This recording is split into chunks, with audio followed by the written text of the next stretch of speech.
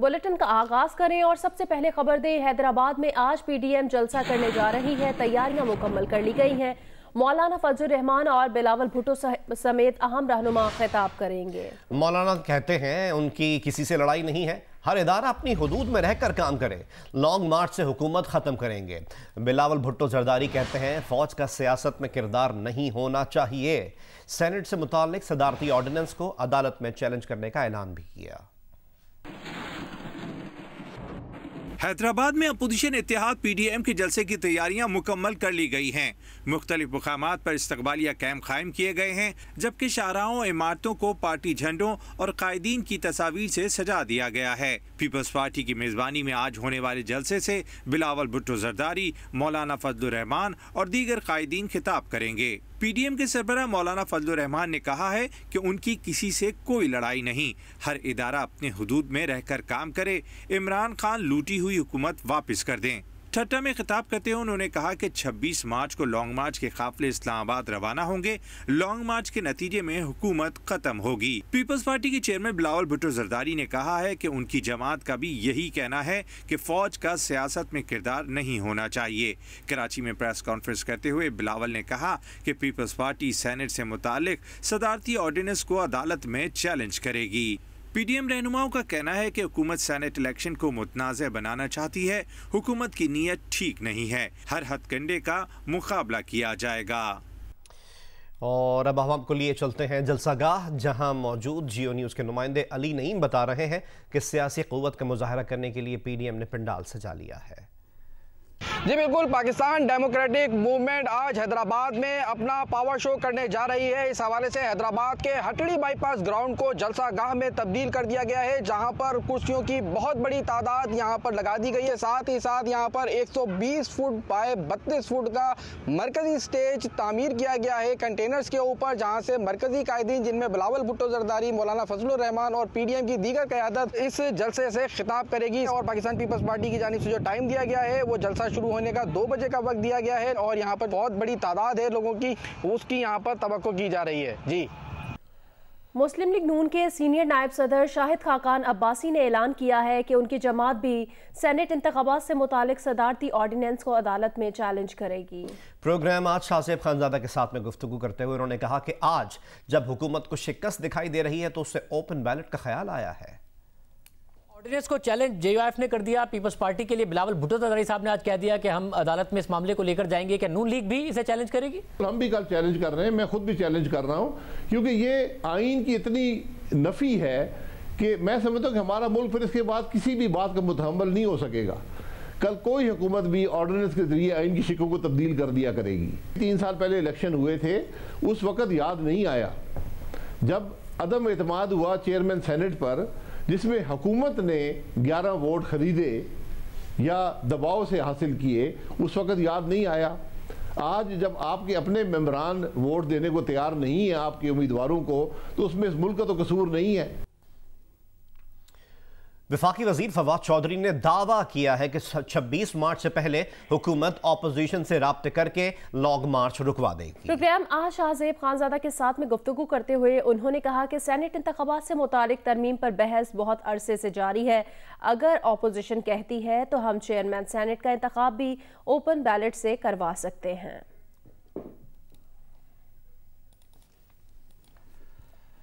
DGISPR major general Babar Iftikhar ने कहा कि फौज को सियासत में ना घसीटे, कोई बैकडोर राब्ते नहीं हो रहे। उन्होंने मजीद कहा कि सियासत से फौज का ताल्लुक नहीं, बगैर तहकीक इस बारे में बात करना किसी के लिए मुनासिब नहीं।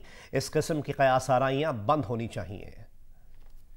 कुछ दिनों से इस चीज़ के बारे में काफ़ी चहमगोया की जा रही है। मैं लेट मी से इट अगेन, मैंने लास्ट टाइम भी शायद इस बारे में बात की थी।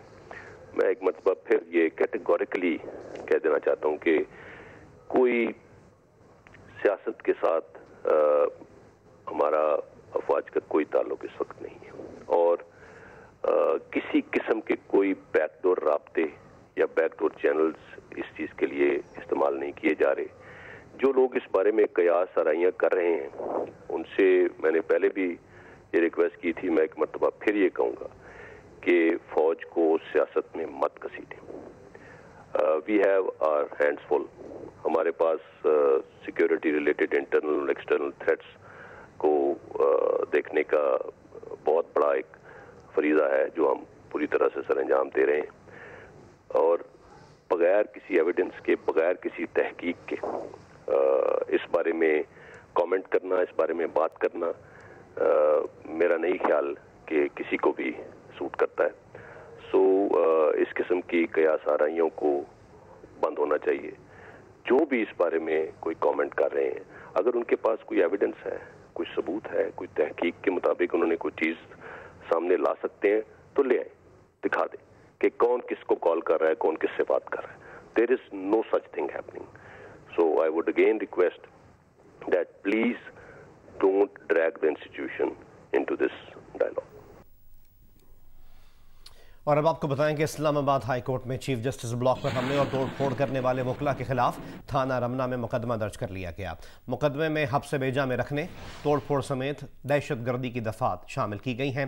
اسلام آباد ہائی کورٹ پر حملے کا مقدمہ تھانہ رمنا میں security incharge High Court inspector Hayat کی مدعیت میں درج کیا گیا، جس میں 34 کے قریب وکلا کو نامزد کیا گیا ہے. مقدمے کی متن کے مطابق 250 سے 300 کے قریب مشتعل وکلا اسلام آباد ہائی کورٹ میں داخل ہوئے.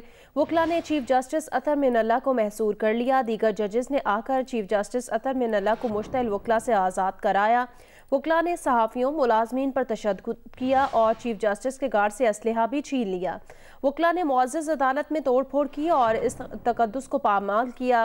وکلا نے کار سرکار میں مداخلت اور سرکاری املاک کو بھی نقصان پہنچایا.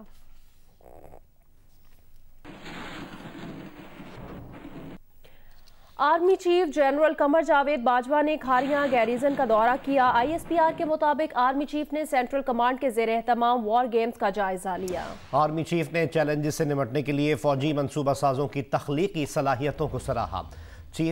آرمی چیف نے روایتی اور غیر روایتی خطرات میں مادر وطن کے دفاع کے لیے افسران کے عزم کو بھی سراہا. جنرل قمر جاوید باجوہ نے فوجی افسران کے بلند جذبے کی تعریف کی.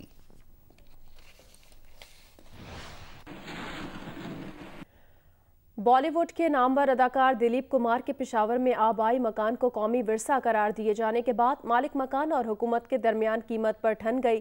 تفصیلات جانتے ہیں جیو نیوز کی نمائندہ نادیہ سبوہی سے. پشاور میں بالی ووڈ کے اداکار دلیپ کمار کے آبائی مکان کی خرید و فروخت کا معاملہ ایک بار پھر کھٹائی میں پڑ گیا ہے. مکان کے مالک نے ڈی سی کو درخواست دی ہے جس میں کہا گیا ہے کہ مکان کی حالت ایسی نہیں کہ اس کی تعمیر نو کر کے اسے قومی ورثہ بنایا جا سکے. مالک مکان نے مکان کی قیمت بھی 35 کروڑ روپے مانگ لی ہے. اگر حکومت واقعی چاہتی ہے کہ اس کو خریدنا چاہتے تو اس کی مارکیٹ ریٹ جو ہے وہ 7 کروڑ روپیہ فی مرلہ ہے، جو کہ 35 کروڑ روپے بنتے ہیں، پلس 15% ایکوزیشن چارجز. دوسری جانب ڈائریکٹر آرکیالوجی عبدالصمد کا کہنا ہے کہ حکومت فیصلہ کر چکی ہے. مالک کو سرکاری ریٹ کے مطابق مکان کی قیمت ادا کی جائے گی. مالک مکان کی طرف سے لگائی گئی قیمت بہت زیادہ ہے. ان کو پیسے ملیں گے جو سرکاری ریٹ ہے، اگر وہ ان کو ایکسیپٹیبل نہیں ہے تو قانون میں اس کا بھی راستہ ہے. یہ بالکل اس کو ڈینائی کر کے درخواست دے سکتے ہیں، جس پہ ڈپٹی کمشنر کے پاس اختیار ہے کہ وہ کوئی کمیٹی بنائے اور اس ریٹ کو چینج کرے، انہینس کرے. لیکن جو دوسری بات ہے کہ اس کو واپس کیا جائے اور خریدا نہ جائے، خزانے پہ بوجھ ہوگا، یہ ویسی بات ہے، یہ نہیں ہو سکتا. حکومت نے 2011 میں دلیپ کمار کے آبائی مکان کی خریداری کے لیے 3 کروڑ روپے آفر دی تھی، جس پر عملی طور پر کچھ نہ ہو سکا تھا. اب دیکھنا یہ ہے کہ حکومت اور مالک مکان کے مابین قیمت سمیت دیگر معاملات کیسے طے پائیں گے اور کب تک گھر کو تیار کر کے قومی ورثے کے طور پر عوام کے لیے کھولا جا سکے گا.